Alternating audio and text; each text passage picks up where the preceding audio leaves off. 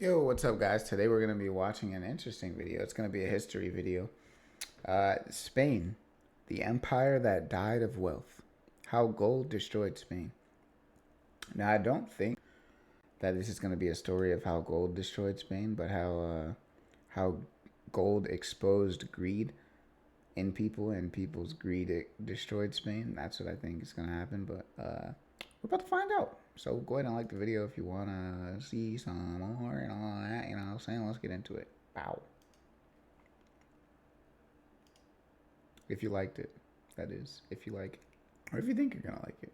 Of winning the lottery. We imagine that if we just had enough money, all our problems would vanish. We could buy whatever we want, stop working, and live like kings. But history teaches us a darker lesson, that sudden unearned wealth is not a blessing. It is a virus. This is the story of the Spanish Empire. In the 16th century, they didn't just win the lottery, they found the bank. They discovered the largest source of silver the world had ever seen. They became the masters of the earth, the first empire on which the sun never set. They had the best army, the biggest ships, and a direct line to God. And then they watched it all burn. They learned the hardest lesson in economics, that gold is not wealth. Gold is a drug, and Spain was about to overdose. To understand this tragedy, we must travel back to a barren, freezing plateau high in the Andes Mountains of modern-day Bolivia. The year is 1545. The location is gold is a drug is crazy. Before this moment, Spain was a powerful nation, but it was not economically invincible. They were a society of warriors, fresh from the Reconquista, deeply religious and hardened by war. They valued the sword over the ledger.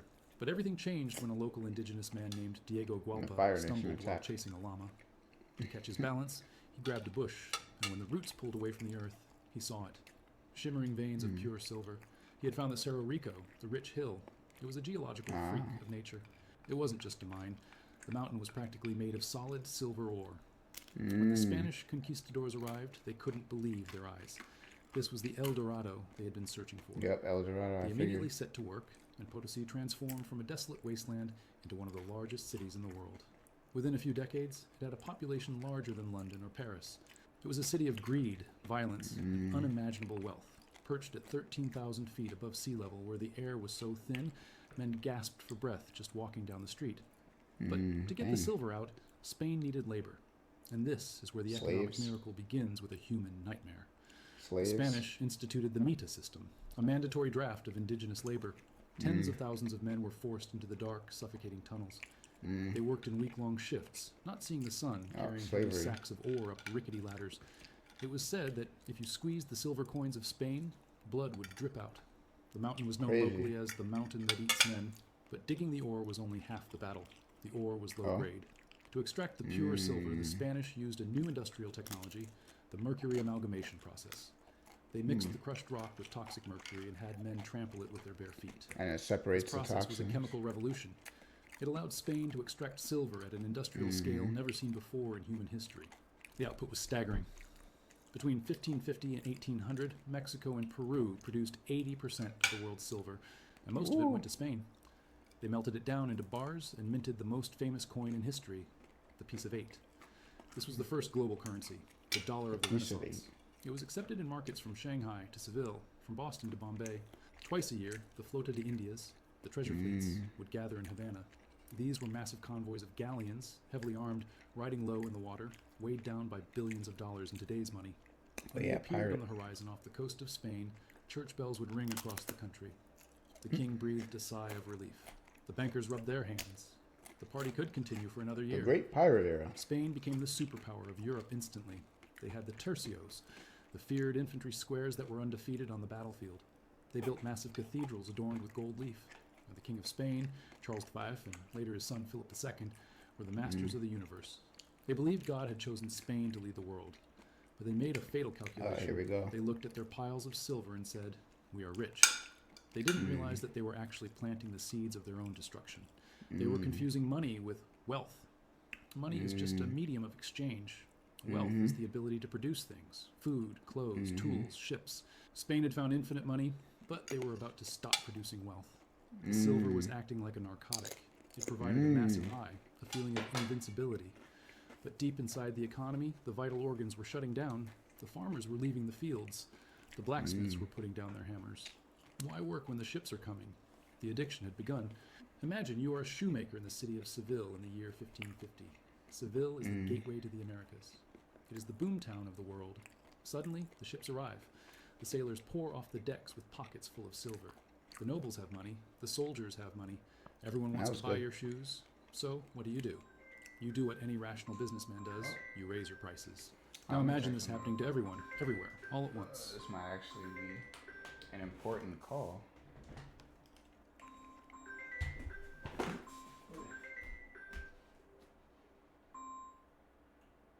Hello?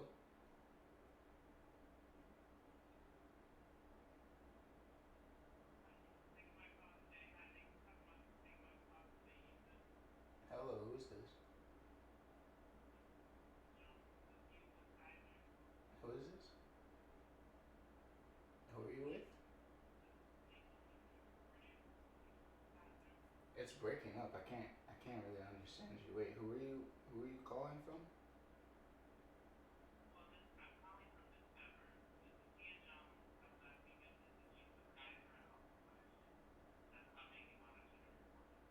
Oh, I see, I see.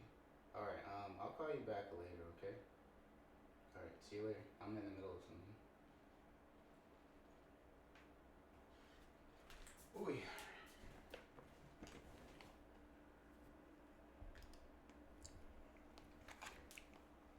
Okay. And we're back. The baker raises the price of bread. The landlord raises the rent. The weaver raises the price of cloth. This is what economic historians call the price revolution. It was the first major inflationary crisis in modern Raising the history. price on everything. As tons of silver flooded into Spain, the supply of money skyrocketed. But the supply of goods, the actual number of shoes and loaves of bread, stayed the same. In previous centuries, prices in Europe had been flat. A loaf of bread cost the same in 1500 as it did in 1400. But now, prices in Spain rose by 400%. Crazy. In the modern economy, we are used to 2% or 3% inflation. But How much in the did medieval they? world, this was a catastrophe. It shattered the social contract. Yikes. The poor were crushed. Wages did not keep Yikes. up with prices. Yikes. The Spanish peasant found that even though there was more silver in the country than ever before, he could It was buy less useless. food than his grandfather did. That's Starvation crazy. returned to the countryside, not because there was no food, but because the money was broken. But the rich faced a different Crazy. paradox, one that would What's that? destroy the Spanish industry. Because inflation made everything in Spain so expensive, Spanish goods became uncompetitive. Let's go back to our Oh. shoemaker. His shoes now cost 10 silver coins because he has to pay so much for leather and food. But a shoemaker in France or England, where the gold hasn't flooded in yet, can make the same shoes for 2 silver For 2 coins. silver. So, Ah, what does so the it's Spanish just consumer trash do? anyways. He stops buying Spanish Yeah, shoes. you gotta move. He buys the imported French shoes. At this point, you Spain gotta became a just funnel. invest Silver all your arrived in money Seville, into and a, by the a time- house in a and within different weeks, country. flow out of the country to France, England, the Netherlands, and Italy to pay for imports. Spain was doing all the hard work, enslaving the miners, sailing the dangerous oceans, fighting the pirates, only to hand the money over to their rivals to buy dinner. A famous saying Crazy. from the time emerged: Spain is the mouth that receives the food, chewing it for the rest of Europe. Or, as Crazy. a French observer laughed, everything is dear in Spain except silver. Now, how did This it get to economic that point? reality changed the culture of Spain. How did it get to that point? I saw where the prices went up, but why? Why did the prices go up? Was it greed? I'd have to imagine. In England and the Netherlands, the merchant class was rising. They were building factories, shipyards, and textile mills to sell goods to the rich Spanish. But in Spain, working for a living became seen as shameful. The ideal Spaniard was Crazy. not the merchant, but the hidalgo, the son of something. The Son of hidalgo was a something. minor noble who owned land, did no manual labor, and lived off a government pension or rent. The influx of easy money created a society of consumers and bureaucrats. The dream was to get a government job near the silver Bro. tap, not to start a business. The famous Spanish literature of this time, like Don Quixote, Yeah, I can was a see how it picaresque got. I can see how it got crazy. People forgot where they came from. They were like, "Yeah, I'm gonna just get all this money, da da da da." But like, what are you doing with that money? What are you putting back into society with that money? You know what I'm saying? You're just collecting it to do bullshit, or are you putting that money back into society to get things done? There's a difference between being wealthy and rich. Apparently, this is showing very well. novels is full of these characters. Impoverished nobles who are starving to death but refuse to work Crazy. because it is beneath them.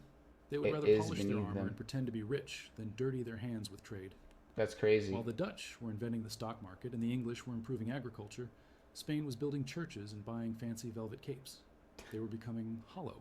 The economy looked Bruh. shiny and golden on the outside, adorned with the Spain splendor of is the Americas. delusional, bro. But inside, it was rotting.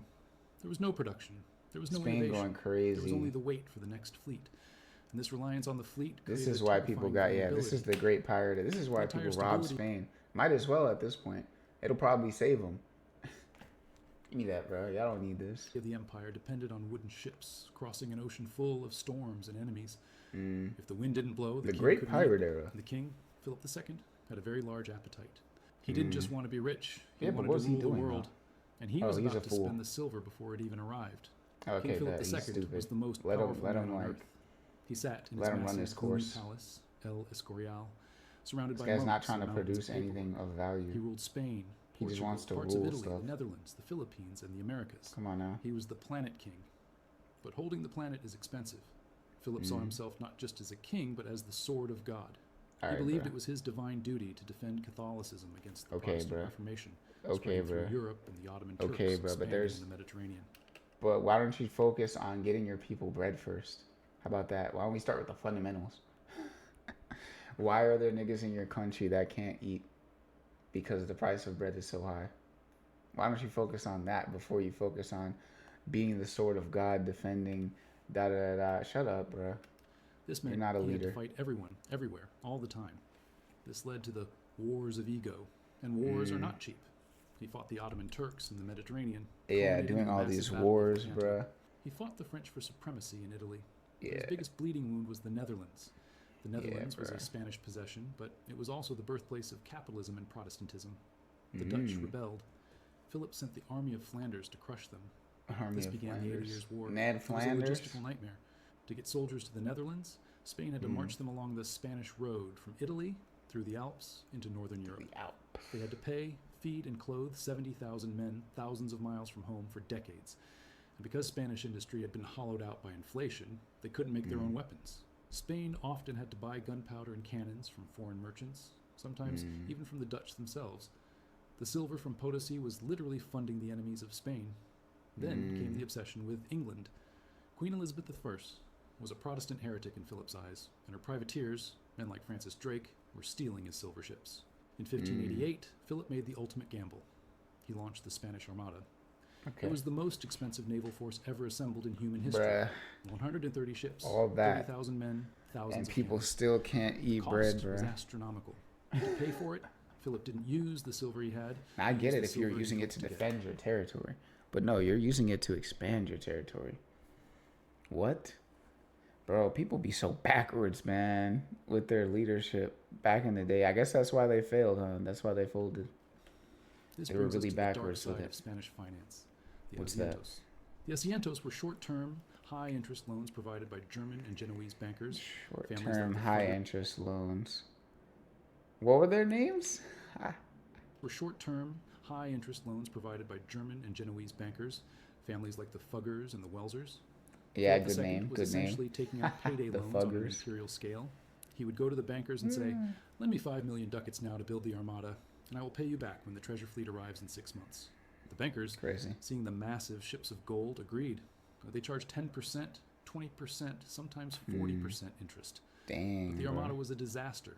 It wasn't defeated by a superior navy. It was defeated by couldn't bad run. weather, bad luck, and rigid tactics. Storms smashed the Spanish fleet against the rocks of Scotland and Ireland. Half the fleet sank. Thousands of sailors drowned. When the news reached Wow. Philip, he reportedly said, "I sent my ships to fight against men, not against the winds and waves of God." But the bankers didn't care about God's winds. They wanted their money. Yeah, they The didn't ships care. were at the bottom of the ocean. The cannons were rusting in the salt water. The investment was gone. Go dig it The up. debt remained. That's all. You gotta tell the bankers, hey, your money's out there, bro. Go dig it up. That's The crazy. interest was ticking. The resource curse had now evolved into a debt trap. By the 1570s, the interest payments on the national debt were larger than the entire tax revenue of the Spanish Empire. Think about that. Every penny the government collected in taxes, plus every ounce of silver that arrived from America, was not enough even to pay the interest on the loans. They weren't paying down the principal, they were just treading water. The king was trapped on a treadmill. He had to borrow more money just to pay off the old money. He mortgaged the future of Spain for generations. He sold the rights to collect taxes. He sold noble titles. He squeezed the peasantry until they had nothing left. The bankers in Whoa, Genoa that's crazy. effectively owned the Spanish Empire. The gold That's would arrive in crazy. Seville, be unloaded, and immediately transferred to the ledgers of Italian bankers. That's Spain crazy. was just a shipping company for its creditors, and the system was stretched to the breaking point. All it would take was one bad year, one hurricane sinking a fleet, or one pirate raid for the house of cards to collapse. We tend to think of sovereign default, a country going bankrupt, as a modern phenomenon. We think of Greece or Argentina or Venezuela, but Philip II of Spain was the father of the sovereign default. He did it bigger Idiot. and louder than anyone else in history. Yeah, you The did. breaking point came in Idiot. 1557. The wars in France and the Netherlands had drained the treasury. The treasure fleet was slightly delayed. The bankers refused to lend any more coin. Philip II stood before his court and issued a royal decree. He declared that Spain was suspending all payments to its creditors. He essentially looked at the most powerful bankers in Europe and said, "I'm not paying you." It was a financial earthquake. In Antwerp and Genoa, banks collapsed overnight. Wealthy families lost everything. The credit markets of Europe froze. It was the 16th century equivalent of the 2008 financial crisis, but caused by one man. Idiot. But here's the tragedy. It didn't stop the spending. It just made it more expensive because Spain was Crazy. addicted to war and addicted to imports. They had to Crazy. keep borrowing. After the default, Crazy. the bankers eventually came back, but now they charged even higher interest rates to account for the risk. The debt spiral accelerated. Spain defaulted again in 1575. Of course they Again in did. 1596. And again in 1607. He's just exploiting these dudes, bro. He's like, yeah, so why don't you keep loaning us money? We're not gonna pay you, but low key, just keep loaning us money. Keep driving up the interest rates. This is what the heck. Honestly, this is probably why we're facing a lot of this stuff in America today. Honestly, with the way that banks are operating. 1627 and 1647. It became a generational cycle. Borrow, spend, crash. Borrow, spend, crash. The impact on the Spanish people was horrific. When the king couldn't pay his soldiers, the Stupid, soldiers man. mutinied. In 1576, unpaid Spanish troops sacked the city of Antwerp, their own Couldn't city, pay the burning it to the soldiers, ground bro. in the Spanish fury. This act destroyed the financial center of northern Europe and pushed the Dutch to fight even harder for independence. Back home in Spain, Whoa. the government tried a new desperate measure. Since all the silver was flowing out to foreign bankers, You should never be like. You should never be that down bad that you can't pay the people that are working for you. Like, if he's not willing to be like, yeah, you know what, I'm gonna cut back a little bit so that I can at least pay the soldiers. Idiot, bro. Idiot, bro. there was no money left for daily commerce within Spain. So the crown began to debase the currency. They stopped minting silver coins for the public and started minting coins made Like, of even pure like, I've literally done that, like, for my business. I've literally done that before. Like, when I've said, like, okay, I've had a certain amount of money in, like, the accounts that I have for like owner's draw and like owner's comp and stuff like that, would literally pull that money out, put it into the operating expenses to be able to pay people, and just be like, all right, I guess I'm not getting paid this cycle. He's not willing to do that though. copper called vellon. It was junk money. It had no intrinsic value. The king would mint billions of these copper coins and force the people to accept them at the value of silver. It was a hidden tax. Whoa. The result, predictably, was hyperinflation on top of the silver inflation. Prices That's fluctuated wildly. insane. People began hoarding silver and refusing to accept copper. The economy bifurcated.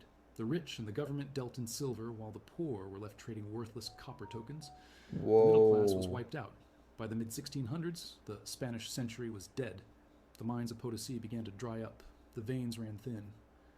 But because Spain had spent 100 years buying things instead of learning how to make things, they had nothing to fall back It's on. like the 100-year dark century in One Piece. They 100-year had no the wool void industry like century. England. They had no banking sector like the Dutch. They had no luxury manufacturing like France. The cities of So they're Castile, stupid? once bustling with trade, emptied out. Populations fell. The fields lay What did fallow. they have? Spain descended into a long, dark slumber of poverty and irrelevance. The empire that had owned the world became known as the sick man of Europe. Meanwhile, the countries that had taken Spain's silver, England and the Netherlands, used that capital to invest. They built merchant fleets. They funded scientific research. They This built has a to stock be the exchange. stupidest, like, They realized the ultimate this had to be the, like, stupidest instance of government operation. Hold on a second. Let me do this again.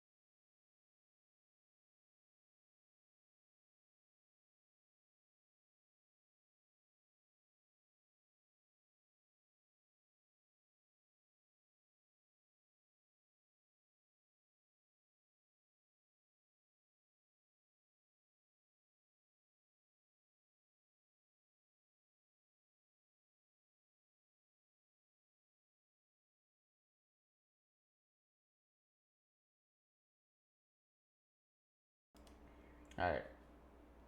Yeah, that has to be the stupidest. That has to be one of the stupidest. Truth of economics. That wealth isn't the metal you dig out of the ground, it's the productivity of your people. The Dutch used Spanish silver to build the ships that would dominate global trade. The British used Spanish silver to fund the Industrial Revolution. Spain was the conduit, the funnel through which the wealth of the Americas flowed to create the modern world, leaving Spain itself hollowed out and empty. Crazy. The story of the Spanish Empire is the ultimate warning to any nation or individual. It is the story of the resource curse. Whether it's silver in 1550 or oil in the modern day, easy money breaks the link between work and reward. It creates the illusion of prosperity, but it is a rot that eats the foundation. Spain drowned in gold. They thought they were the masters of their destiny, but they were slaves Unless to they're their own uneducated. fortune. Thank you for watching. Or If you want to especially if understand- they're uneducated about how to use that to create real value, you know what I mean? But hey, that's gonna be the video. Ooh, wealth isn't the metal you dig out of the ground, it's the productivity of your people. That's a bar. That's a bar, low key.